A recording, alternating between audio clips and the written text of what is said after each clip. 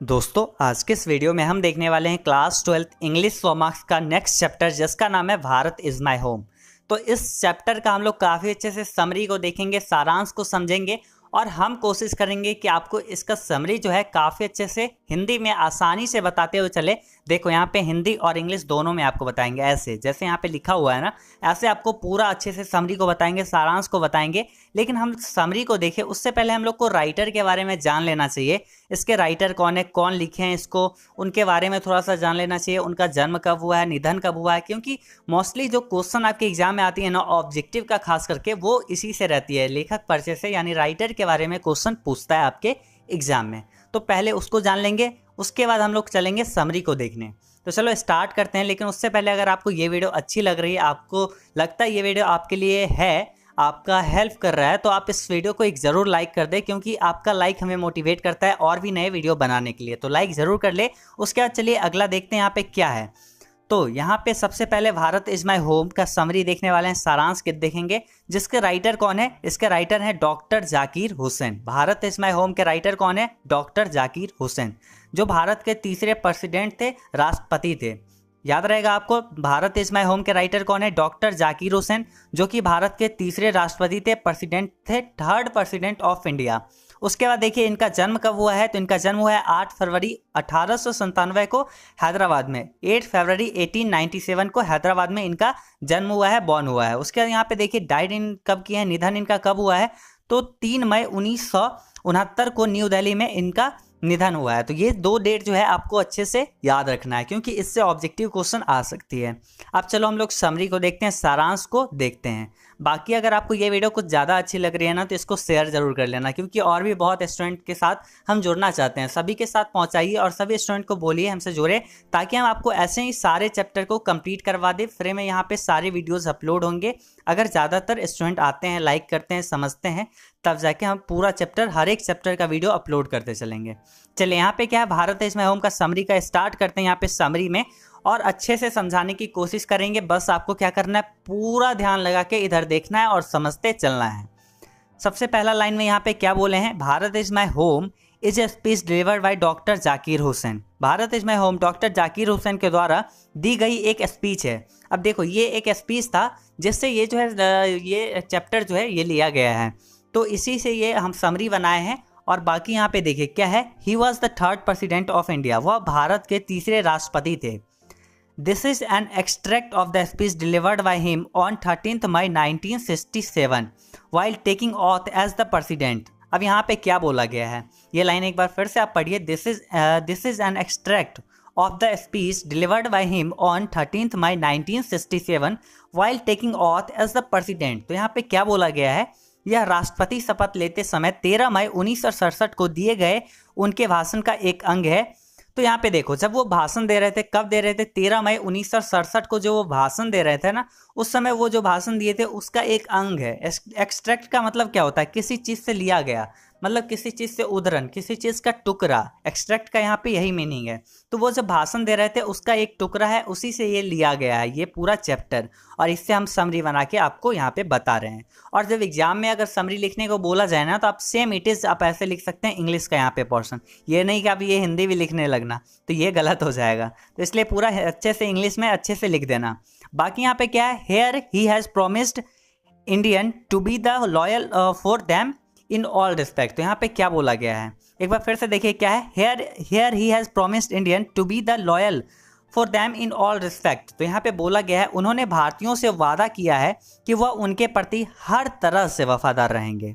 फिर आइए यहाँ पे नेक्स्ट पैराग्राफ में देखते हैं क्या लिखा हुआ है। तो इसमें लिखा हुआ है, first of all he thanks Indians to elect him for the highest rank. तो यहाँ पे चलिए हिंदी में सबसे पहले समझ लेते हैं। सबसे पहले वो भारतीयों का शुक्रिया अदा करते हैं कि उन लोगों ने उन्हें सर्वोच्च पद के लिए चुना। अब देखो, भारत का जो राष्ट्रपति का पद होता है, प्रेसिडेंट का पद जो होता है ना, वो देश का, कंट्री का सबसे हाईएस्ट रैंक होता है, हाईएस्ट पद होता है, सबसे ऊंचा पद होता है, उच्चतम पद होता है। तो उस पर जो वो देश के नागरिक लोग जो चुने, मतलब भारत के जो नागरिक थे, वो उनको चुन के वहाँ पे पहुँचाया। तो उसके लिए वो जो है उन्हें शुक्रिया अदा करते हैं और थैंक्स बोलते हैं कि ये लोग हमको चुने। अब जो है सारा चीज़ हम अच्छे से करेंगे, उसके बारे में भी आगे बात करेंगे।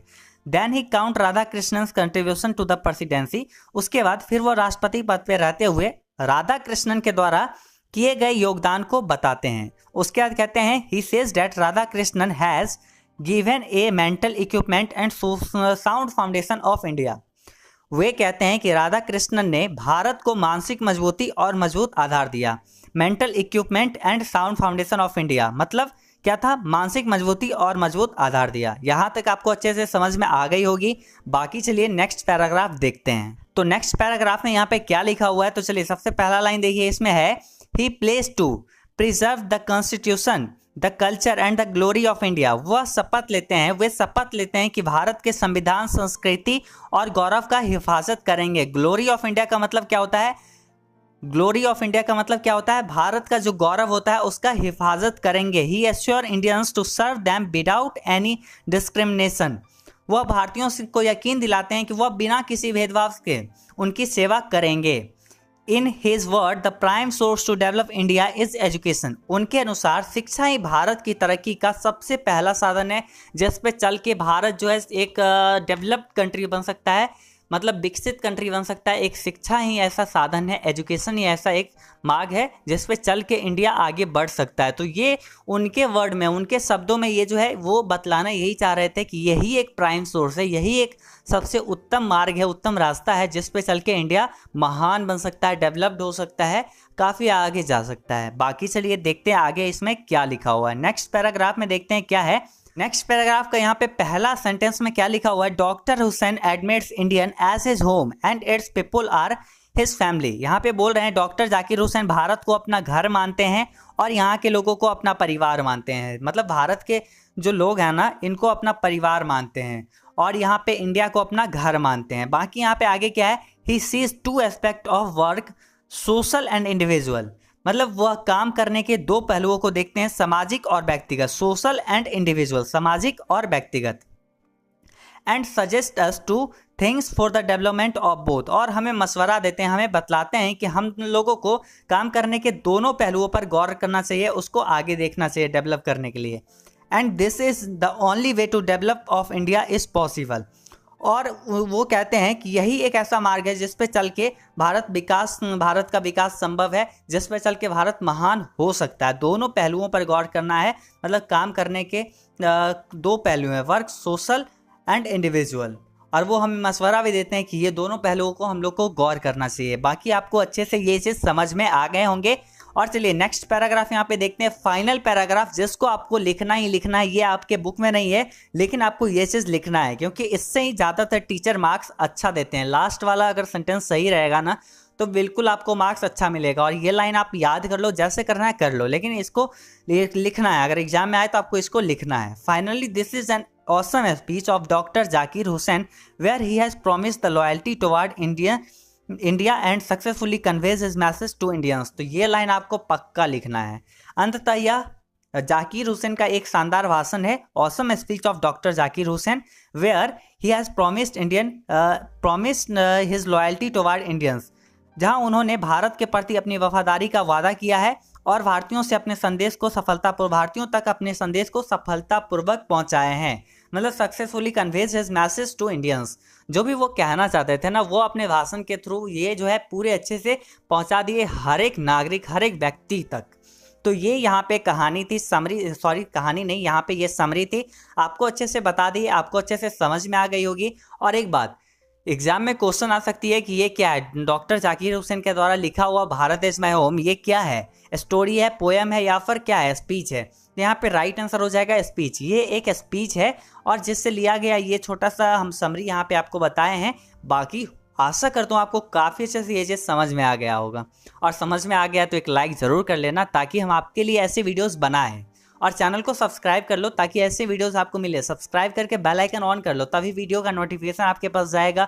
आपके यूट्यूब पे ये वीडियो सजेस्ट करेगा, तब जाके आप देख पाएंगे। तो सब्सक्राइब जरूर कर लेना और वीडियो को शेयर तो कर ही देना, ताकि लोग हमसे आके जुड़े, जिसके कारण वो लोग भी हमें बोले तो हम जल्दी जल्दी आपके लिए वीडियोस अपलोड करते रहेंगे। बाकी आपको कोई और वीडियो चाहिए तो आप कमेंट करके हमें बता सकते हैं, हम उस पर वीडियो जल्दी से जल्दी बनाने की कोशिश करेंगे। चलिए मिलते हैं अगले वीडियो में, तब तक लिए बाय बाय।